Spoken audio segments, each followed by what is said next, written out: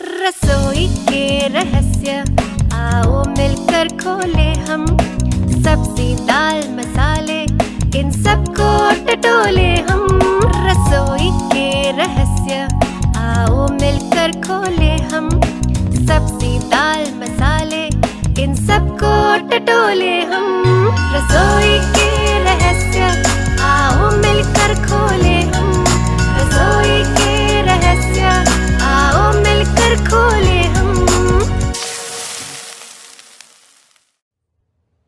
नमस्कार, welcome to this episode of Rasoi ke रहस्य। रसोई के रहस्य के इस एपिसोड में आपका स्वागत है।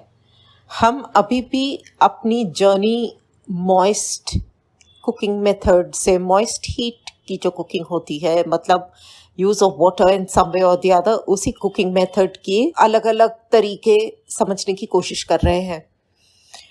हम लोग ऑलरेडी ब्लांचिंग कर चुके हैं और बॉइलिंग कर चुके हैं। आज हम लोग एक बहुत ही जेंटल तरीका जो है, जो कि एक्सट्रीमली हेल्दी है, उसके बारे में कुछ और आगे जानेंगे। ये है स्टीमिंग।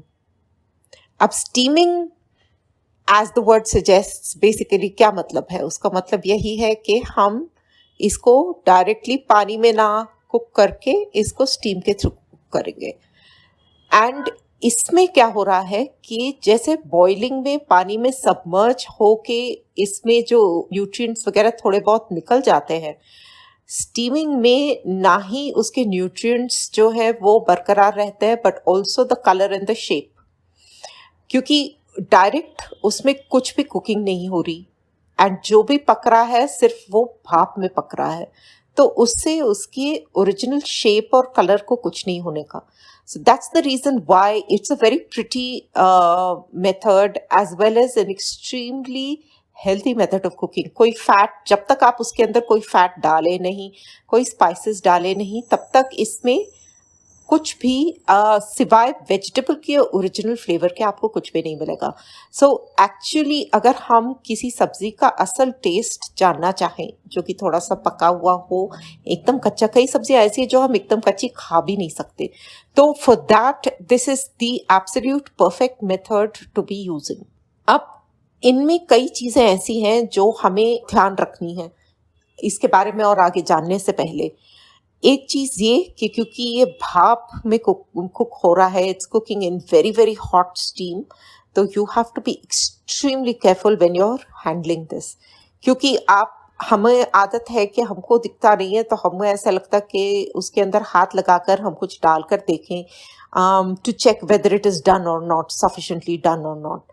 उसमें क्या हो जाता है कि आपने जरा सा उठाया और वो भाप इतनी जो इकट्ठी हुई हुई जिसमें कोई चीज पक रही है, वो भाप आपके हाथ पर आकर लग सकती है, या अगर आपने मुंह आगे किया हो तो आपके मुंह भी उस पर भी भाप आ सकती है। This Burns very very badly, तो इसमें बहुत आपको ध्यान बरतना है। दूसरी चीज ये है कि जो आप स्टीमिंग के लिए जो पानी का क्वांटिटी इस्तेमाल करेंगे, पानी का quantity is just the bare minimum.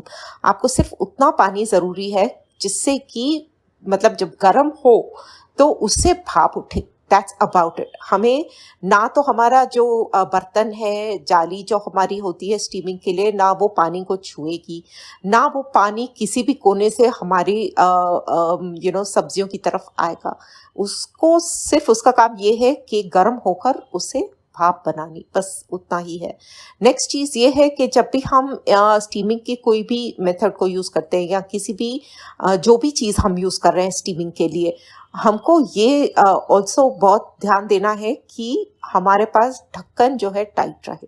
नहीं तो क्या होगा, आप अपने टाइम के हिसाब से आप उसको स्टीम करने के लिए रख देंगे और वहां से दूसरी तरफ से भाप छूटती रहेगी और हमको पता भी नहीं चलेगा, एंड आपका वो पानी नीचे खत्म हो जाएगा, चीज खराब हो जाएगी। सो इसमें काफी सारी अननेसेसरी, कोई ऐसी कोई बहुत भारी स्टिपुलेशंस नहीं है, बट कोई बहुत ही बेसिक चीज़ें जो हमें जाननी है, वो इनमें से ये सब कुछ है जो हमको मालूम रखना बहुत ज़रूरी है। अब स्टीमिंग में ये भी होता है कि पानी किसी भी तरह से हो सकता है। वो थोड़ा बहुत पानी है, उसको पहले बॉईल करके फिर सब्जियों की जो बास्केट है उसको अंदर डाल के ढक्कन लगाएं, वो एक बात भी हो सकती है। या तो सब्जियां आप जो भी पका रहे हैं, सब्जियां मैं सब्जी ज़्यादा यूज़ कर रही हूँ क्योंकि बाकी सब तो चीज़ें हम लोग स्टीम करते ही हैं। इंडिया में वैसे भी हमारी रीजनल कुकिंग में बहुत अलग अलग किस्म से हम लोग स्टीम यूज़ करते हैं, वो आपको पता ही है, उसके बारे में हम आगे चल के फिर से बात करेंगे। बट इसमें क्या होता है कि आप जैसे भी उसको बनाना चाहें, पानी का टेम्परेचर अपनी मर्जी से आप कर सकते हैं, ऐसा कोई प्रॉब्लम नहीं है। तो इसमें साथ में ये भी देखना ज़रूरी है कि आप अगर कुछ भी चीज़ डालें उसके अंदर, आप सब्जियां लेट्स से स्टीम कर रहे हैं, तो सब्जियां जो आप बास्केट में डालेंगे या आप छन्नी में डालेंगे उसको स्टीम करने के लिए, तो ये ध्यान रखें कि सब्जियां जो है बहुत ज़्यादा इकट्ठी करके पाइल करके नहीं रखें। क्या होता है, कभी कभी लगता है अरे थोड़ी सी और ज़्यादा सब्जियां, चलो क्या करें, हम लोग सब्जियां पूरी इकट्ठी करके एक साथ डाल देते हैं। उससे क्या होगा, उससे कुछ सब्जियां पक जाएंगी और कुछ सब्जियां नहीं पकेंगी। सो इसका मतलब क्या हुआ कि आप प्रेफरेबली एक ही लेयर रखें सब्जियों का, और सब्जियों के बीच में थोड़ी सी ऐसी जगह रहे जिससे कि भाप उसके बीच में से निकले और उसी के अंदर सर्कुलेट हो, और उसी सर्कुलेशन में, उस स्टीम की सर्कुलेशन में सब्जी जितनी भी उसको पकनी होती है वो पकेगी। तो these are a few very very basic tips that are extremely important to keep in mind. आपकी सब्जी का जो बास्केट है या जो भी कोलैंडर आप जो भी रख रहे हैं, उसके और ढक्कन के बीच में भी थोड़ा सा गैप होना जरूरी है, क्योंकि क्या होगा, नहीं तो अगर आपके ढक्कन इमिजिएटली सब्जियों के ऊपर होगा तो वो हीट को सर्कुलेट करने के लिए, स्टीम को सर्कुलेट करने का वक्त नहीं मिलेगा, ना ही मौका मिलेगा। तो इट्स अ वेस्ट, और वो हो के वो उबल के स्टीम बनकर आपकी सब्जी फिर भी नहीं पक पाएगी। तो ये भी एक बहुत जरूरी चीज है। अब चले, हमारे इंडियन कुकिंग में आप सब जानते ही हैं हम लोग कितनी स्टीमिंग करते हैं। आपको पता है इडलियां बनती हैं, गुजरात में ढोकला खमन वगैरह बनता है, और केरल वगैरह में भी काफी सारी, I think every region in India uses steaming in some form और द अदर। तो ऐसी कोई हमारे लिए कोई बहुत बड़ी मैजिक वाली चीज नहीं है कि इसके बारे में हमको नहीं पता और हम करते नहीं है। हम रोजमर्रा की जिंदगी में उसको अलग अलग तरीकों से हम लोग इस्तेमाल करते हैं। चावल भी बनते हैं, भाप में चावल भी बनते हैं। तो जिनके पास कुकर्स हैं, लेट्स से राइस कुकर्स है, राइस कुकर्स के अंदर भी आप सिर्फ चावल बनाने के अलावा उसमें स्टीमिंग के भी ऑप्शन आती है, जिसमें कि आप ऊपर सब्जियां रखकर उसको साथ में स्टीम कर सकते हैं। तो वो भी एक तरीका है स्टीमिंग करने का। तो इस तरह से स्टीमिंग जो है बहुत अलग अलग तरीकों से होती है।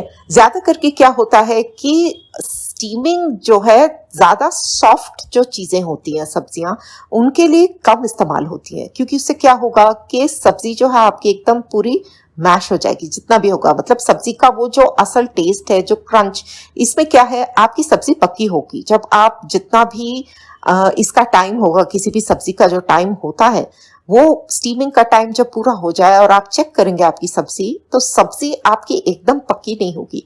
But at the same time चाहे आप चाकू डालें या आप फोर्क डालें या जिस तरीके से भी आप देखेंगे, तो वो अंदर चले जाएगा। उसको आप मुंह में डालेंगे तो सब्जी कच्ची नहीं होगी, सब्जी में क्रंच होगी, लेकिन वो पकी हुई होगी। और जैसे हमने देखा था बॉइलिंग में, हम उसको पानी से निकाल देते हैं, और ब्लांचिंग के टाइप पे इमीडिएटली थोड़ी सी देर में डालकर सब्जी को निकालकर ठंडे पानी में डालते हैं। इसको ऐसा कुछ नहीं करना हमको। इसको सब्जियां जैसे ही अपने टाइम से पक जाएं, सब्जियां निकालकर हमें गरम गरम उसी टाइम पर सर्व करनी है। अब इसको कैसे सर्व करना चाहें वो अपने पर डिपेंड करता है, आप क्या खा रहे हैं, आप किसके साथ में करना चाह रहे हैं।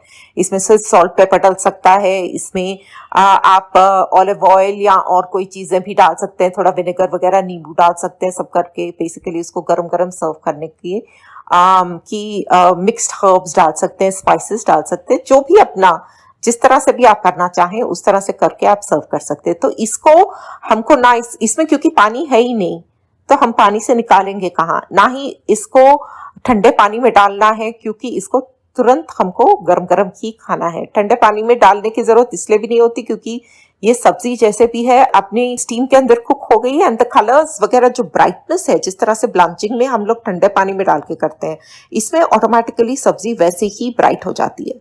अब यहाँ पर हम लोग के लिए फिर थोड़ा सा प्रॉब्लम है, क्योंकि लोग बोलते हैं अरे सब्जी देख लो, सब्जी का रंग ब्राइट होना चाहिए। अब हमें ब्राइट रंग तो नहीं पता चलता, but at the same time we have a better sense, that is the sense of touch. बहुत ध्यान से अगर हम इसको एक पीस निकाल कर अगर देखें और हम हाथ लगा कर देखा, हमको इमीडिएटली पता चल जाता है वेदर और not it is sufficiently steamed. Plus obviously जैसे दूसरी चीजों के लिए है उसी तरह से इसके लिए भी देयर आर स्पेसिफिक टाइमिंग्स, जो आगे चल के थोड़े बहुत मैं बताऊंगी कि अलग अलग टाइमिंग्स होते हैं इसको पकाने के लिए, स्टीम करने के लिए। स्टीमिंग करने के लिए देयर आर वेरियस वेज। ऐसा नहीं है कि हमको कोई बहुत भारी कोई भारी भरकम इक्विपमेंट चाहिए कि हमको ये ही होगा तो हम स्टीम कर पाएंगे, नहीं तो हम स्टीम नहीं कर पाएंगे। That's not true. हम लोग किसी भी चीज़ के साथ स्टीमिंग कर सकते हैं। आपको पता ही है जब लोग ढोकला वगैरह बनाते हैं, बड़ा कोई भी बर्तन लेकर, it's almost like a double boiler. हम बेकिंग वगैरह भी करते हैं, उसमें डबल बॉयलर होता है। तो बेसिकली नीचे एक बड़ा बर्तन होता है जिसमें कि पानी भाप बना रहा होता है और ऊपर उसकी कोई चीज़ रखकर हम उसको चॉकलेट वगैरह मेल्ट करते हैं, जिस तरह से डबल बॉयलर। सिमिलरली इस तरह से सब्जियां इसके ऊपर रखी जाती हैं। सिर्फ ये है कि इसके अंदर यूजुअली पानी का level is just about 1.2 inches, उससे बढ़कर पानी नहीं होता depending on the size of your pot. But लेकिन 1 से 1.5 इंच से बढ़कर पानी नहीं होता, because that is all the water that is needed when you are steaming something. अब स्टीमिंग जो है अलग अलग मेथड से हो सकती है।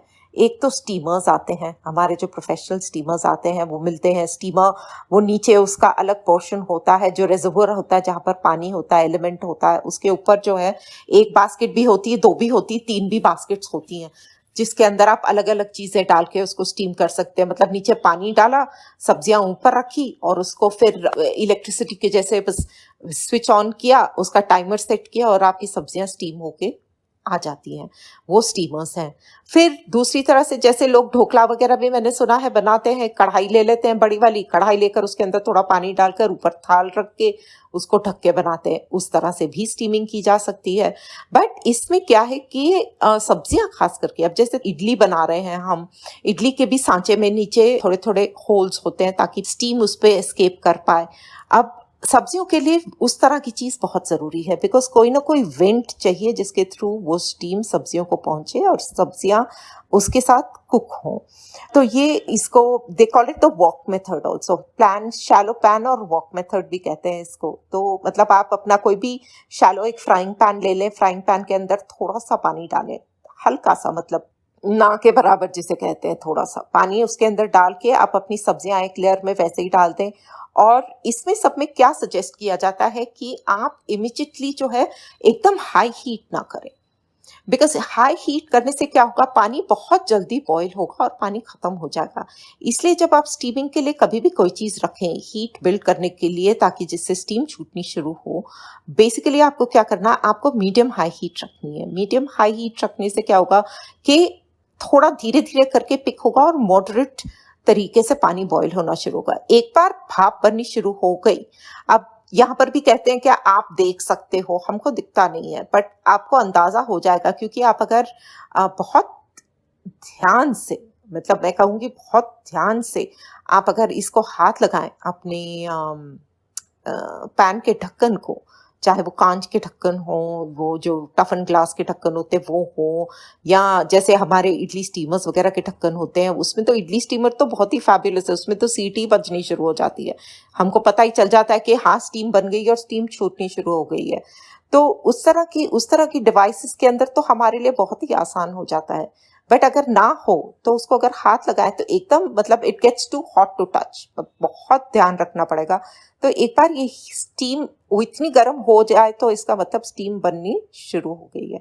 Once the steam is building, then what do you do, आप हीट को एकदम कम करते हैं, सिमर पे करते हैं, एकदम सिम पे, ताकि वो धीरे धीरे पानी सिमर होते रहेगा और भाप बनती रहेगी, पानी खत्म होने का डर नहीं होगा।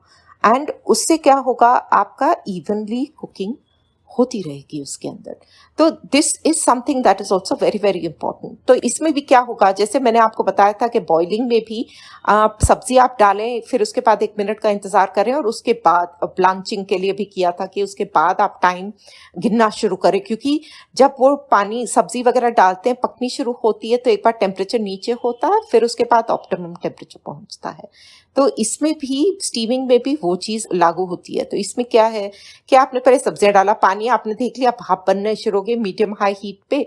एक बार भाप बननी शुरू हो गई, उसके बाद आप उसको सिम कर देंगे। सिम करने के बाद में तब आपकी सब्जी का टाइम लगेगा।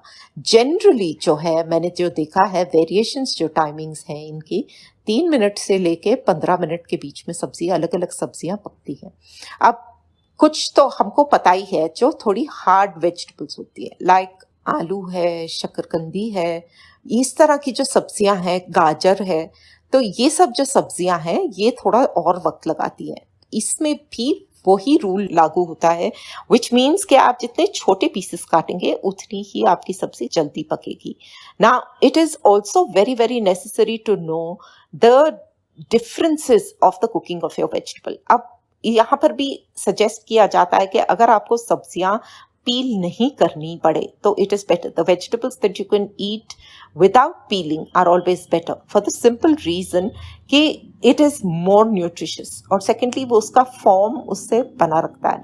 अब जैसे अगर आप आलू लें, आलू को जो रेगुलर टाइम होता है आलू को पकने के लिए, अगर पूरा आलू लेकर आप अगर पकाएं तो वो पूरा आलू कम से कम 20 से 30 मिनट लगाता है पकने के लिए स्टीम में।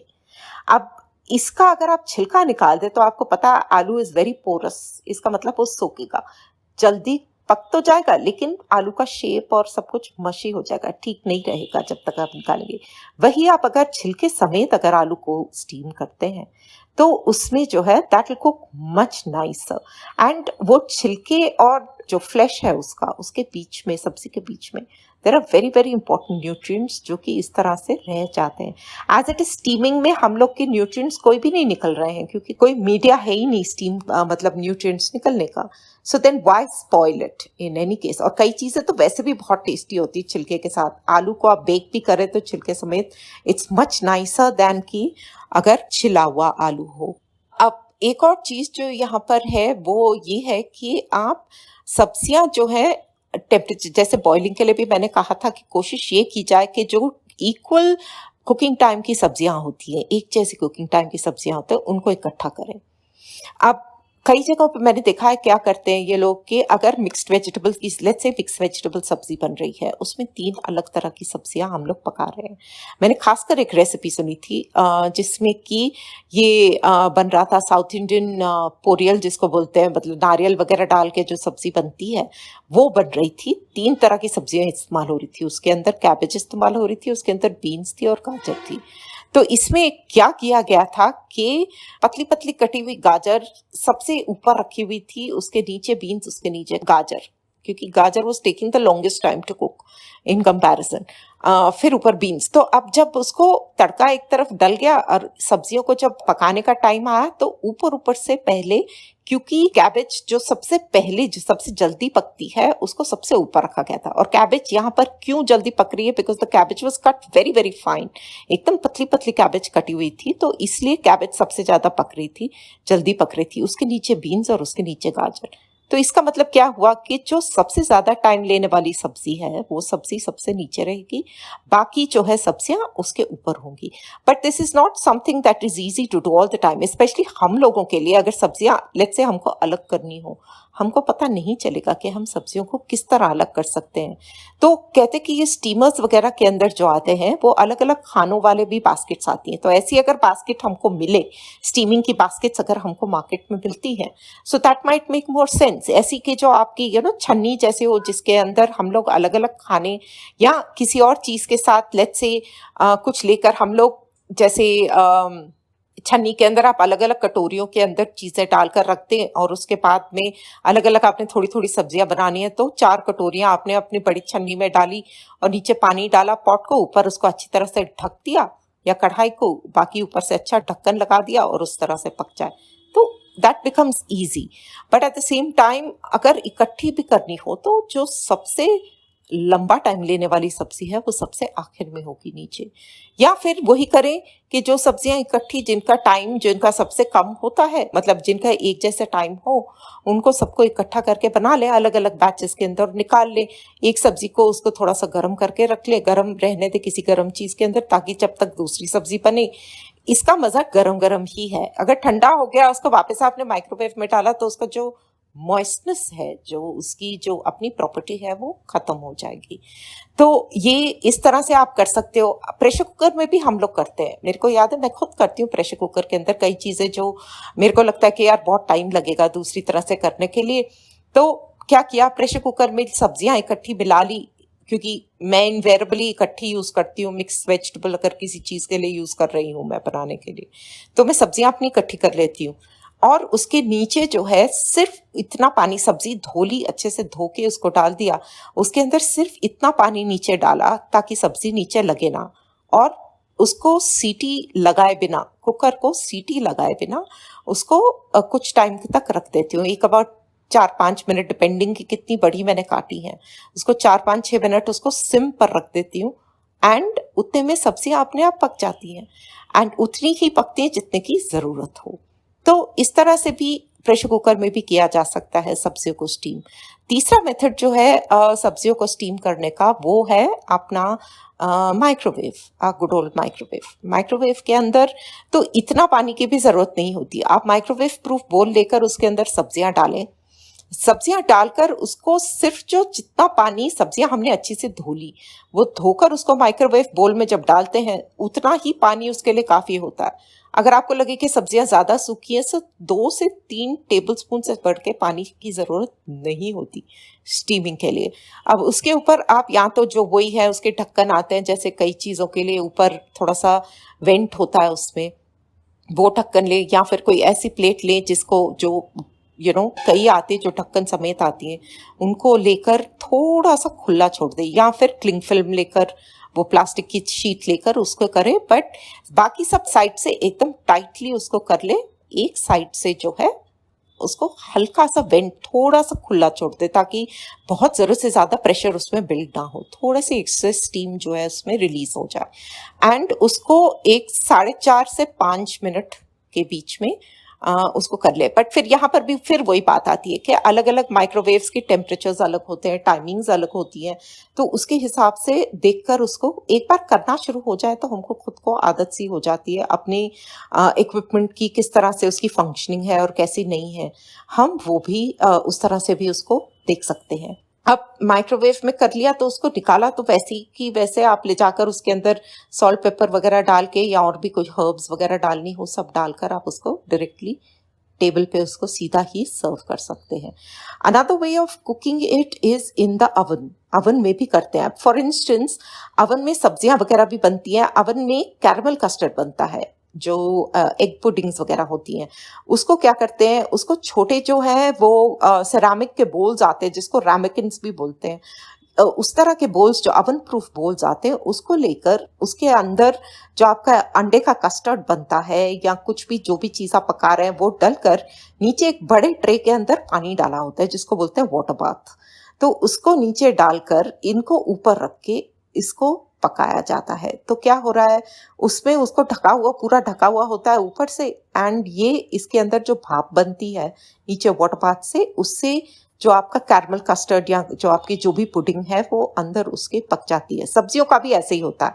आप सब्जियों को खोलकर, इसमें जो है आपको सब्जियां ज़रूरी नहीं है कि एक ही लेयर में करनी, बिकॉज इसकी हीट इतनी होती है और इस तरह से होती है अवन के अंदर कि आप उसको आराम से वो पक ही जाएगी। तो उसको क्या करते हैं, ट्रे में नीचे जनरली बोलते हैं फॉइल रख लो, थोड़ा सा एल्यूमिनियम फॉइल लेकर एक ट्रे या एक अवन प्रूफ ट्रे या एल्यूमिनियम का कोई बड़ा सा बर्तन कोई लेकर आप उसके अंदर रखें, उसके अंदर फॉइल डालें, फॉइल डालकर उसके अंदर सब्जियां वगैरह डाल लें, अपना जो भी आपको सॉल्ट डालना है, जो भी करना है, उसके बाद में चारों तरफ से फॉइल से बंद कर लें उसको, मतलब पैक कर दें। तो उससे पैक करने से क्या होगा, वही होगा, गर्म होगी और गर्म होकर सब्जी के अंदर जो अपना है जूसेस वगैरह उससे भाप बनेगी, और एक अबाउट आई थिंक वो अबाउट 150 डिग्री सेंटीग्रेड पे अगर आप करें तो आई थिंक अबाउट एक 10-12 मिनट के अंदर आपकी चीज़ जितनी स्टीम होनी चाहिए उतनी हो जाती है।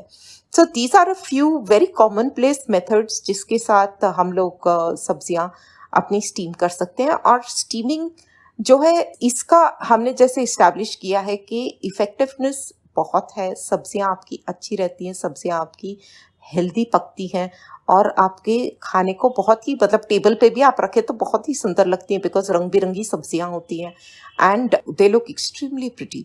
तो इसमें हर तरह की सब्जी कर सकते हैं, जैसे हरी पत्तियां भी आप कर सकते हो, उसके अंदर थिंग्स लाइक सेलरी वगैरह भी होती है। तो कुछ जो टाइमिंग्स मैं आपको बताती हूँ जो कि बेसिक हैं चीज़ें, उसके आगे इंटरनेट पे बहुत सारे टाइमिंग्स अवेलेबल हैं, वो अलग अलग सब्जियों के हम जो इस्तेमाल करते हैं उसको देखकर कर सकते हैं। तो बीन्स जो है हर तरह की बीन्स को 5 से 8 मिनट लगते हैं स्टीम होने के लिए। आपकी गाजरें जो है 6 से 7 मिनट लग सकती है स्लाइसेस में। फिर आपके जो टमाटर है 3 मिनट में स्टीम हो जाता है, पूरा साबुत टमाटर। आपका ये ब्रोकली के जो फ्लॉरेट्स होते हैं, बहुत ज़्यादा बड़ा नहीं, मीडियम साइज के फ्लॉरेट्स जो होते हैं वो 4 से 7 मिनट में पकते हैं। Cauliflower is 6 to 8 minutes, cauliflower के फ्लॉरेट्स 6 to 8 मिनट्स में होते हैं। कैबेज जो है, कैबेज के वेजेस, मतलब कैबेज का आप पूरा कैबेज नहीं डाल के, हम जैसे एक एक हिस्सा कैबेज का पकाते हैं, वो एक हिस्सा कैबेज का 6 से 10 मिनट के बीच में पक जाता है। प्याज जो है, प्याज के स्लाइसेस अगर हम सिर्फ स्टीम करना चाहें तो उसको 15 से 20 मिनट लगते हैं।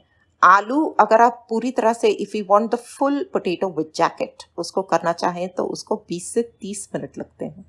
Zucchini slices take 5 to 6 minutes. हरी सब्जी, खासकर अपनी स्पिनच जो पालक है, पालक जो है 3 से 5 मिनट के अंदर स्टीम हो जाती है। मटर छिले हुए उसको 15 से 20 मिनट लगते हैं। तो मतलब मोटे मोटे जो है ये सब्जियां कुछ मैं ऐसी बता रही हूँ जो हमारी रोजमर्रा की जिंदगी में इस्तेमाल होने वाली सब्जियां हैं। इसको इस तरह से इन टाइमिंग्स के हिसाब से इसको स्टीम किया जा सकता है।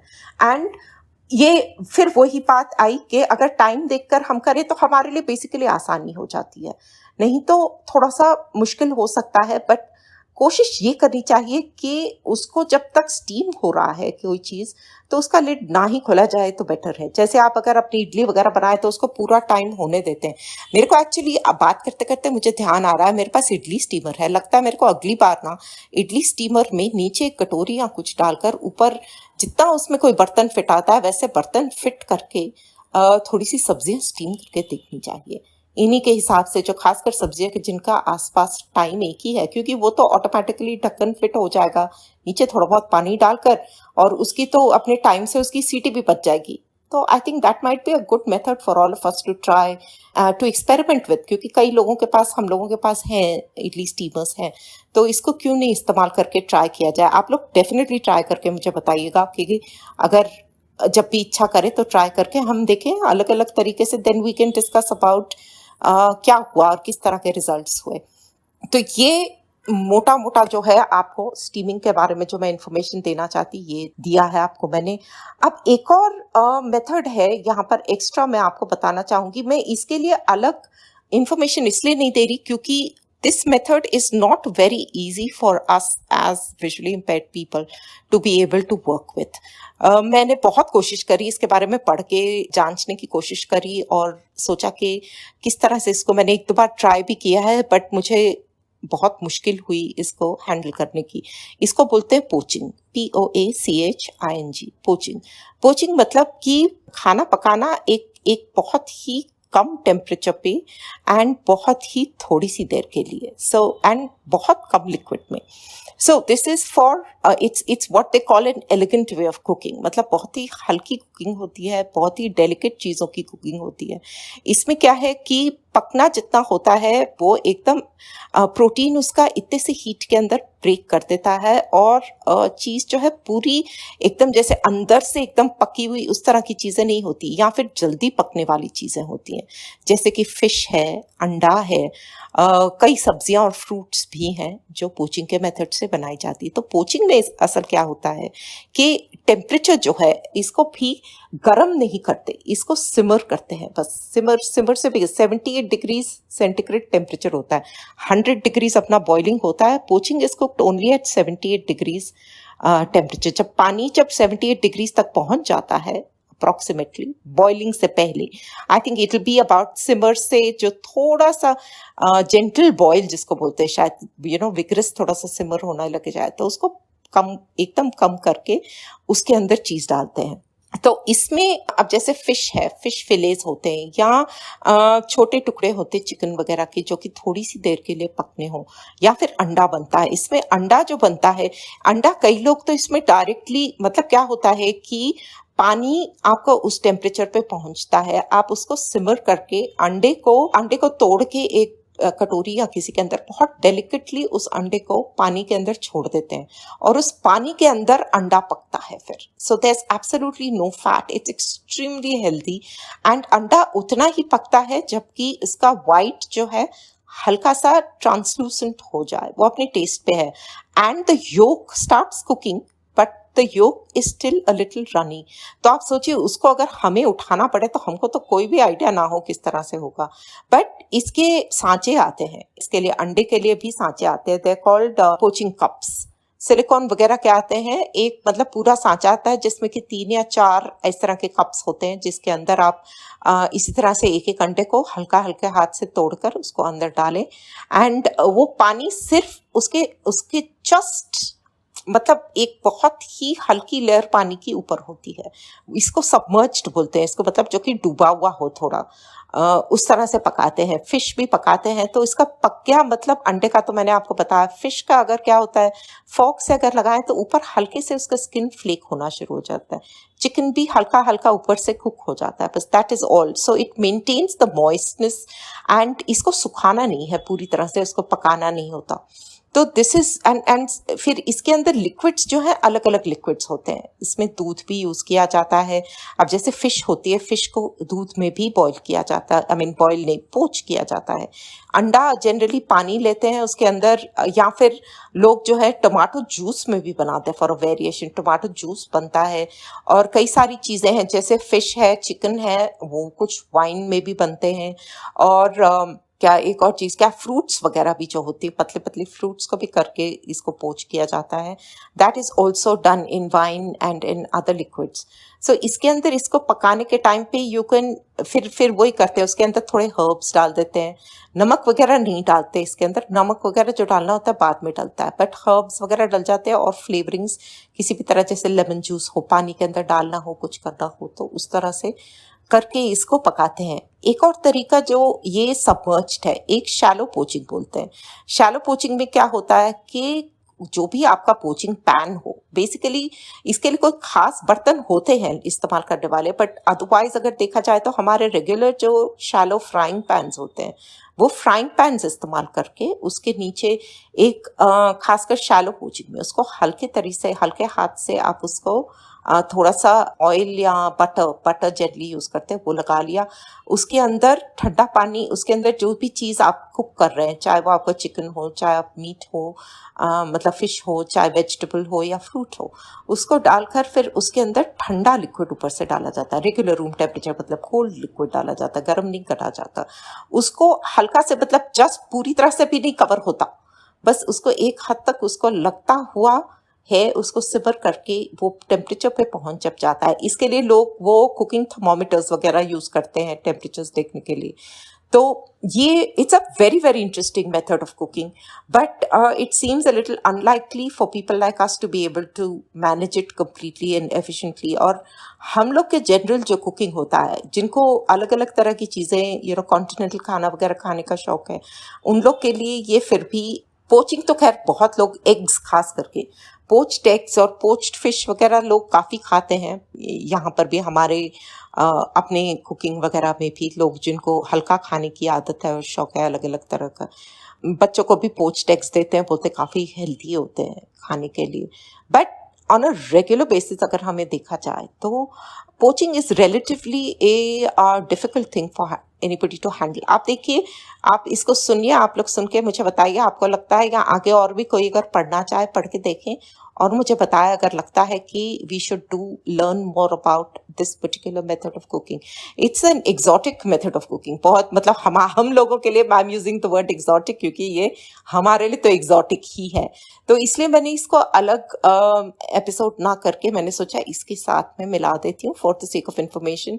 It's always interesting to know कि किस तरह से अलग अलग चीज़ें बनाई जाती हैं। तो पोच्ड जैसे फिश वगैरह हो, उसको पोच किया, पोच चिकन करके साथ में स्टीम्ड वेजिटेबल्स वगैरह लगाकर, it's a very very very delicious meal to eat for those who like to eat this kind of things.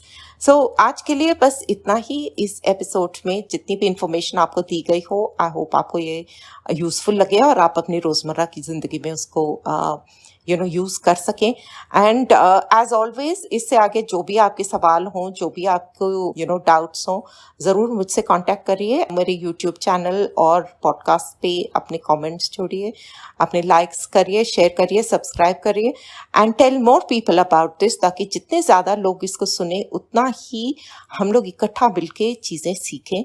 हमारे सोशल मीडिया पे डेफिनेटली कांटेक्ट करें। हमारा इंस्टाग्राम और फेसबुक पेज है जिसको रसोई के रहस्य के नाम से ही जाना जाता है, RASOIKERAHASY। तो अगले एपिसोड तक के लिए हमसे जुड़े रहिए और सुनने के लिए धन्यवाद। Thank you.